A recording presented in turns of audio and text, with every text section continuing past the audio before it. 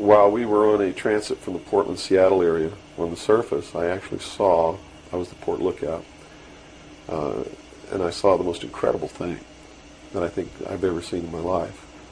And it had such a profound effect upon my view of the universe and the world that we live in, that I wish everybody could experience this. I saw come up out of the ocean, from beneath the surface of the sea, a huge disc-shaped craft about the size of a midway-class aircraft carrier, which is tremendous in size. Even though that's one of our smallest carriers, or was then, it's still a huge, tremendously big object. Came up out of the ocean and rose into the air and tumbled on its axis and went up into the clouds, and I was awestruck, dumbstruck. And I mean dumbstruck, literally. I could not utter a sound. And my first impulse was to tell the officer of the deck that I'd seen a flying saucer. And then, luckily for me, I couldn't talk. Because on second thought, that's not what I really wanted to say. Because I didn't want to be the only Looney Tunes character on a submarine with a tight-knit crew that you had to live in close quarters with. Because that's a hell of a way to live.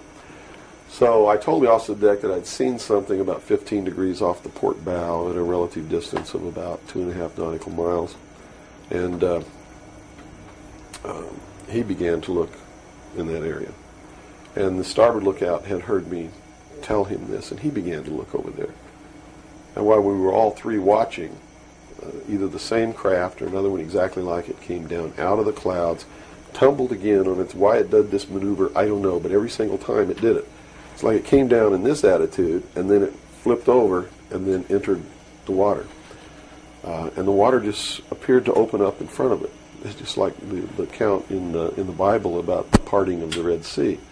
That's exactly what happened. The sea actually parted, and this thing went into the water, and it closed up behind it. And this big spray went up into the air. But it wasn't a spray from the craft hitting the water. It was a spray from the water coming back in to fill up this hole that had been created. And again, I'm thinking, this is incredible. What are we looking at here? And it was metal. It was a machine, and it wasn't glowing or anything like that. It didn't have any lights on it that we could see. But it was obviously metal, and it was obviously a machine. And although I can't tell you that there was anyone inside of it, I believe that there was. And it did something that, as far as I knew, was absolutely impossible. I'd been in the Air Force. I'd worked on the state-of-the-art of our aviation capabilities. And here I was on the deck of a submarine in the conning tower, and I knew what we had to be able to have to go underwater, and I knew that the two were incompatible. Here's something that came from under the water and flew in the air and performed maneuvers, and then came back down and interfaced with the water at tremendous speed and remained intact, which realistically, it never touched the water. The water sort of magically opened up in front of it, but something had to interface with that water. Anything that we had that interfaced with the water in that manner would have been disintegrated. It's like hitting a brick wall.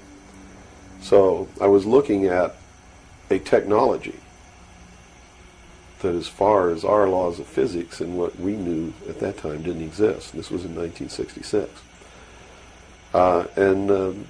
Ensign Ball was as shocked as I was. He called the captain to the bridge. He came up with the chief quartermaster, who brought a camera. And we all stood there and watched this occur over and over again for about 10 minutes. And I still, to this day, don't know if it was the same craft or a whole bunch of different craft going in and out of the water.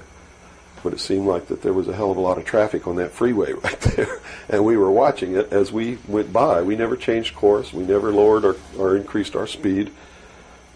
We made no attempt to communicate or signal. We made no attempt to get closer. And eventually, it just stopped.